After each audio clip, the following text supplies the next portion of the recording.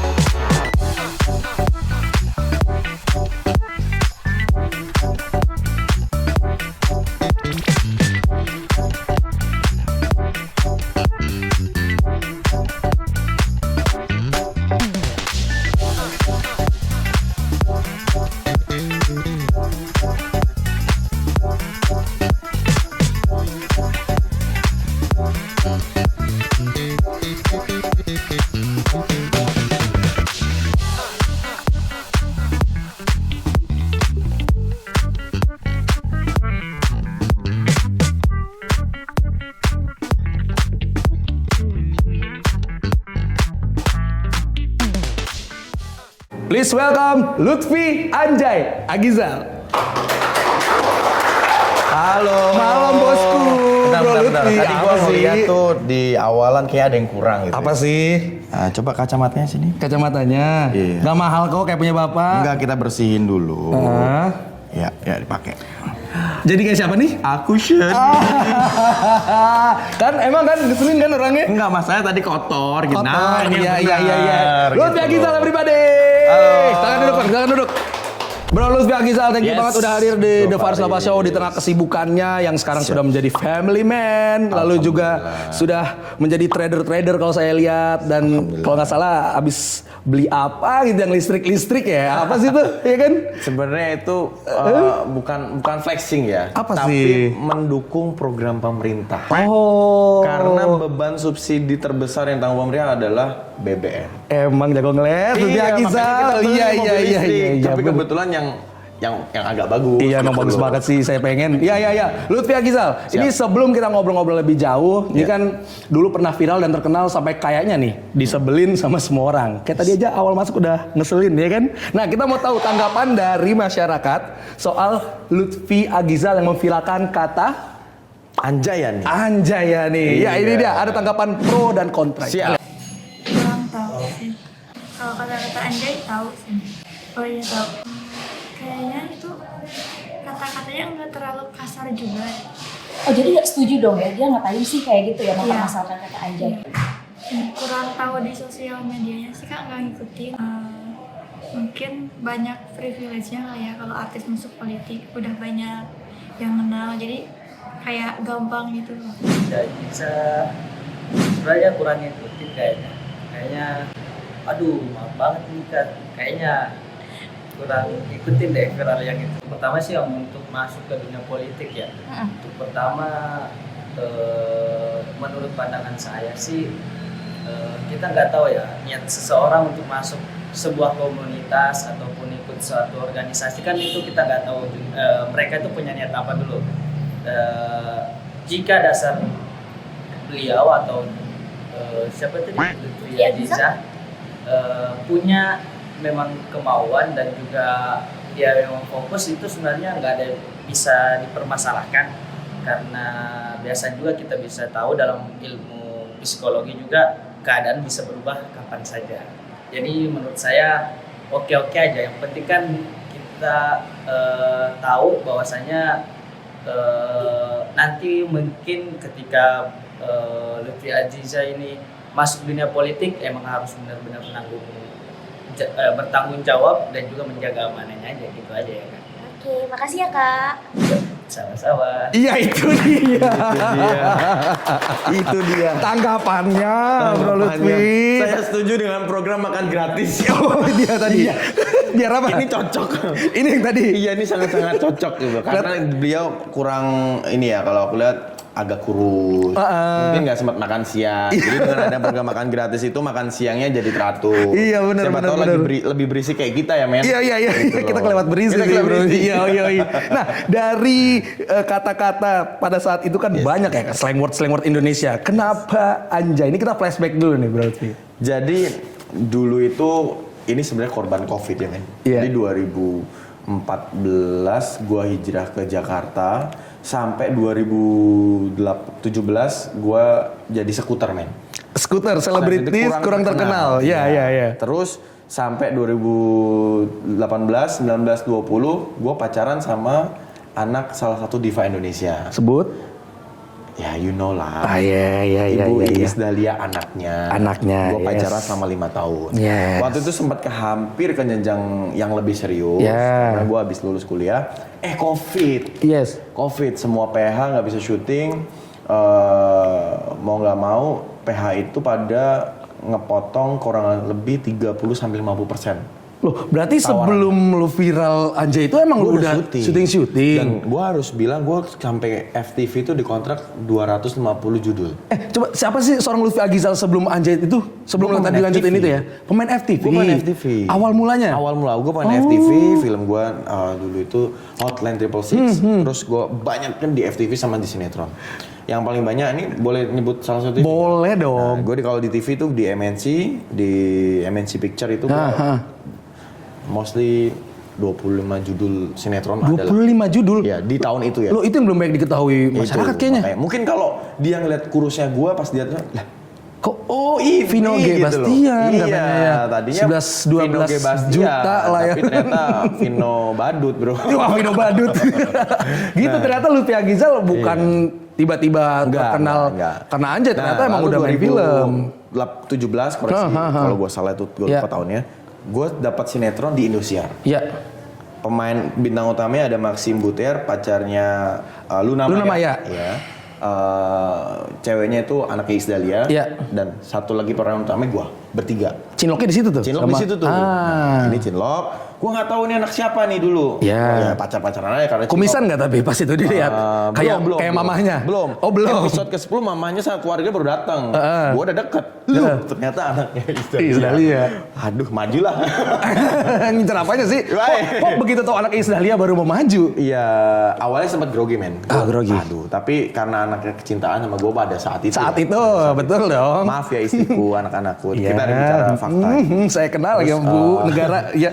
Terus habis itu pacaran, gue baru tahu itu anaknya Iis Dahlia. Ya, gue sempat mundur, tapi karena gue mundur, pada saat itu si Salsa malah terus deketin gue. Oke, nggak apa-apa gitu. Kita sama-sama kok gitu. Sorry mundur karena minder. Gue minder men, gitu loh. Gue minder.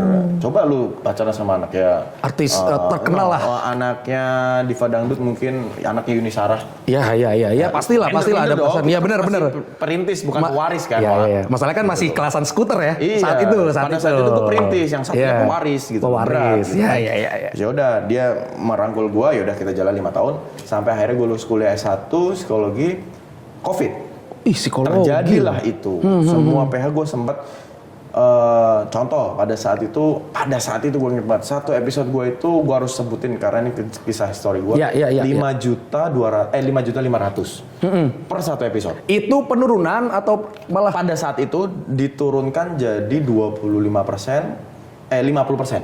Ditawar 2,5 juta. Ya gue nggak mau lah. Iya dong. Walaupun skuter tapi 25 judul udah dimainkan saat itu. 25 sinetron. Dan 250 FTV. Kontrak lagi. Iya. Nah, gue nggak mau karena perjuangan gue dari 2014 sampai 2018, gue rintik karir dari harga 1 juta, 2 juta, 3 juta, 4 juta sampai 5.500.000. Pada saat itu 5.500.000 itu udah premium loh bro. Iya. I know. Untuk segmen bener. utama baru loh. Iya. Premium. Iya. Gue ditawar 3 juta, 2,5. Gue nggak mau. Lebih baik gue pulang ke Semarang. Oh. Gue pulang ke Semarang, di situ gue kena lockdown, balik lagi ke Jakarta, gue udah nggak bisa nih, gue harus bayar cicilan dan lain-lain. Gue ke Jakarta. Oke. Belum musim YouTube terlalu banyak lah. Tahun itu. Gue cari teman-teman kuliah yang belum pada dapat kerjaan kan, yuk kita bikin YouTube gitu. Bikin YouTube. Gue ngeliat apa nih ya? Konten awalnya apa tuh? Konten apa gitu kan? Nggak tahu nih, masih nggak jelas. Loh kok ada pengangkatan duta anjay? Hah? Iya di Itu TV, awal mulanya? men. Iya. Di salah satu TV nasional tuh live seorang artis senior ngomong ini adalah pangeran duta anjay. Gue cari nih. Iya. Kita kan lama di TV ya. Mohon maaf ngomong anjing nggak boleh. Ya, oke. Ngomong anjir nggak boleh. Nggak Ngomong boleh. goblok, ngomong Nggak tolol boleh. itu nggak boleh. Sensor. Ya. Ya. Berunjuk dengan KBBI. KBBI betul. Setuju ya? Ya, setuju. Gue cek anjir. Anjay ini dari KBBI. Tapi similarnya orang semua tahu itu anjing. Oh, oke. Terus ditayangkan di TV. Heeh. Wah, kita dulu pas keceplosan main FTV, bego lu, tolol lu, Cut. goblok lu digituin kan gitu. Wah, Allah, Iya nggak ya, sih? kerasnya direktur Keras ya. kan? Iya. Lah kok ini di studio gamblang boleh? Ngomong anjay. Gue cari artinya. Semua orang nus ini adalah plesetan dari anjing. Anjing. Oh, ngomong di TV. Anjay itu plesetan dari anjing. Anjing. Dulunya tuh anjir. Terus sebelum anjay ada anjir, anjrit. Anjrit. Baru akhirnya anjay. Bener kan? Oh. Nah, gue pernah ngomong di FTV dan di sinetron tuh anjir itu nggak boleh, kecuali di film ya. Ya, Kalau film ya, kan ya. ada TNC-nya 21 tahun plus. Betul. Kok ini di TV boleh? Gue tuh ngelihat potensi itu. Loh kok boleh dijadikan duta lagi? Iya. Gue kritik lah. Kritik gue karena ya kita basically ada ilmu S1 lah ya. Iya, psikologi Kalau tadi ya. kita mau berdebat dengan seseorang, yang ngomong harus berqualified. Iya. Gue panggil guru besar Universitas Semarang Bahasa Indonesia. Ya. Gue ajak ngobrol begitu. Ya. Jadi sebenarnya faktanya anjay itu artinya apa? Ya. Dari leksikon, ini, blablabla, artinya adalah merujuk pada KBBI yang belum ada, yaitu adalah anjing. Ya. Maknanya itu. Oh, berarti TV kecolongan dong. Harusnya disensor. Sensor dong. Bener. Gue ngomong, terus bagaimana cara kita mensensor ini? Oh, gue pengen panggil DPR. Ya. Gue panggil DPR. Link dari mana itu? Ada lah. Wih. Dari langit ada lah. Kelas. Pada Seberapa saat itu? itu. Iya. Gue panggil salah satu dewan. Kita udah bikin videonya. Belum sempat ditayangin. Gue bikin juga berbarengan dengan ustadz, dengan lawyer. Secara hukum negara ngomong anjing ke orang lain tuh bisa kena pidana nggak sih? Betul. Ternyata bisa. Karena sama kayak gue ngatain lu, anjing lu, lu nggak terima, Nggak terima. bisa kena pidana. Laporin. Lihat tadi ya. Bro Lutfi ngatain gua anjing. Itu laporin. versi undang-undang ya. Oh iya. Kata pengacara. Tapi kan kalau tadi kan konteksnya nggak ngatain. Contoh. Nah, terus gue tanya secara psikolog. Ya. Yang bisa, ini kan anak kecil jadi ngomong anjay. Anjay, iya. Balonku ada 5 Anjay. Bentar, perasaan dari gue kecil sama bapak gue kecil nggak ada tuh kata begitu. Berarti kan bang gua ada 5 anjing ya kan? Karena similar Dor, artinya kan. dor. Iya dor. Nggak kalau anak itu ngomong anjay berarti sama aja gitu Iya, kan? sama, Bro Lutfi? berarti artinya balonku ada 5 anjing lah. Aneh banget. Aneh kan? Iya. Gue cari ini kenapa anak kecil bisa ikut. Gue panggil narasumber psikolog. Iya. Psikolog anak. Gue tanya, Bu kenapa ini bisa diikuti sama anak kecil? Iya. Yang jawab psikolog. Iya. Ingat, episode pertama yang jawab adalah guru besar bahasa Indonesia. Indonesia. Yang kedua yang menjawab adalah psikolog. Psikolog, benar. Yang ketiga gue panggil ustadz. Ustadz. Yang keempat gue ke lawyer. Yang terakhir mau DPR. DPR, benar. Udah siap semua filenya. Gue dihujat. Iya. Sekarang gue tanya, kalau misalnya kalian berpikir dengan jernih, bukan melihat dari sektor ini fans siapa, ini nyerang siapa atau enggak, yang ngomong kan yang punya kompeten. Yes. Apa bedanya gue dengan Najwa Shihab? Bener. Kalau gue memancing suatu masalah yang jawab itu adalah orang yang kompeten, ya pertanggung jawabannya sudah kredibel. Ya saat itu orang malah seuzonnya lu malah kayak lagi mau pansos, lagi mau cari Tapi kontroversi. faktanya pada saat itu orang ngomong anjay dipuja-puja sampai jadi duta. Dutanya. Nah, tapi singkat cerita ternyata kenapa masalah ini naik begitu cepat? Setelah gua 2023, 2024 gue menjadi host salah satu TV berita. Iya. Gue tahu ternyata pada saat itu 2020 ada berita yang sangat membagongkan. Apa itu? Gedung Kejaksaan kebakar. Oh. Gue juga kaget bro. Masalah sepele. Iya. Kok bisa tiba-tiba gede banget? Nah. Kasus ini tiba-tiba penangkapan siapa red notice itu? Joko Chandra siapa gitu ya? Gue lupa itu. Dia kan red notice. Ternyata berkasnya udah di gedung di Kejaksaan ada jaksa Pinangki tuh. Berkasnya kebakar tuh. Saat itu. Saat itu loh. Iya. Kok cepet sekali gitu. Gue tidak menduga ya. Gitu. Iya, iya, Gue, iya. wah ini kayaknya kok bisa momennya pas. Apakah ini berkah buat gue untuk naikkan Anjay itu? Karena sebenarnya ini permasalahan yang sangat sepele gitu. Tapi iya kok bisa snowball ini sampai ke TV-TV. Sampai ke TV berita manggil. Pada saat itu ada TV One, CNN, semua yang manggil gue. Iya benar, karena rame banget diomongin di mana-mana. Yes. Nah, stopnya itu pas itu kenapa? Tiba-tiba memutuskan untuk nggak gue lanjut deh gitu. Stopnya dari narsum 1, 2, 3 sampai ke Ustadz udah gue tayangin. Kok chaos? Nah, gue dinasihatin sama narsum yang lawyer. Bro, ingat di Indonesia ada pasal ketika membuat kerusuhan ataupun huru hara dan onar, Iya. kita bisa kena. Iya ada pasalnya betul. Ya kan? Gue tahan deh. Kayaknya edukasi gue sudah cukup. Gue membuat konten yang dari ahli bahasa Indonesia, dari psikolog, dari lawyer, dari ustadz. Yang kelima ini sebenarnya DPR. Iya. Gitu loh. Kok bisa lolos TV begini? Ini apa karena undang-undang belum ada kan? Nggak jadi gue tayangin. Gitu. Ya udah selesai. Basically 2019 itu berawal dari YouTube yang habis COVID, gue pengen bikin konten, gue pilih kontennya adalah edukasi versi Najwa Shihab.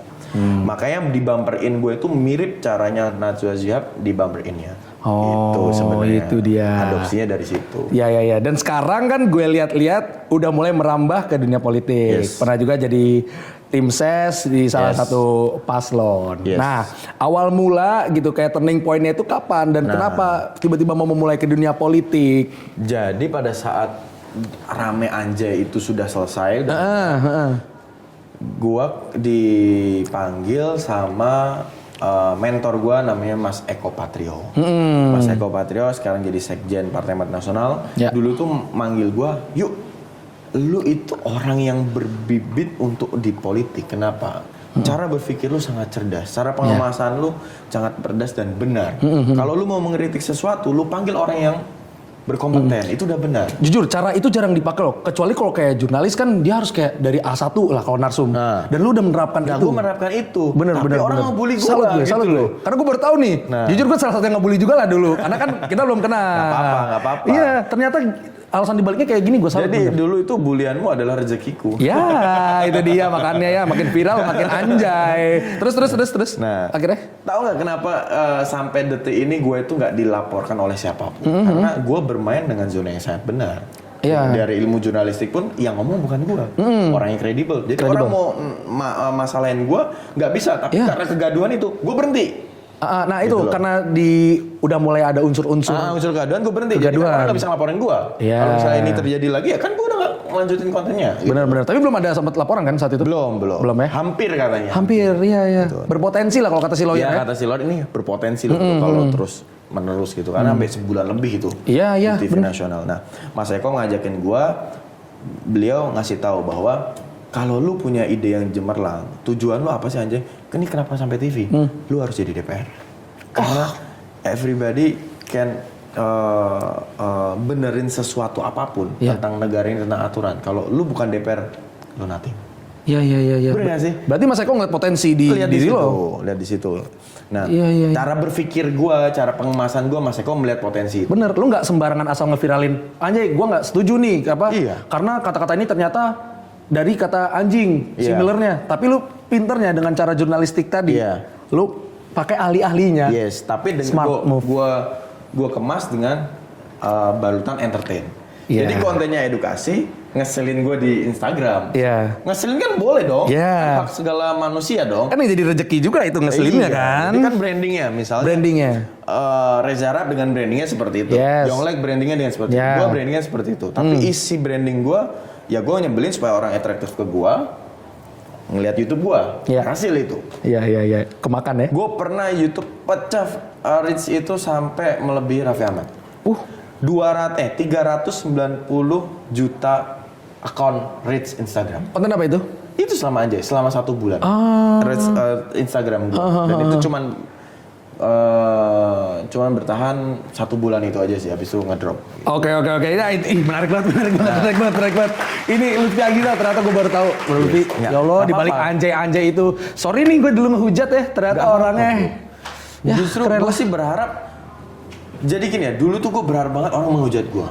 Kenapa? Dengan orang menghujat gue, akhirnya dia tahu. Lebih kenal deket ya. Apa lebih yang kenal gue dalam. sampaikan. Tapi ternyata pemahamannya yang smart ya memahami, yang terpaling dengan emosi ya tetap menghujat. tetap menghujat. Dan gak dapat intisari apa-apa dari Tapi gue pesan dapet itu. konversi endorse. Ya, itu dia. Bro Lutfi, kita akan ngomongin tadi lebih dalam politik karena gue belum puas nih sama jawaban-jawaban lu. Ntar di games sama host gue namanya Firda. Di situ nanti kita akan ada beberapa case dan lu ngasih opini atau tanggapan dari lo. Jangan kemana-mana, pemirsa tetap di The Fars Nova Show.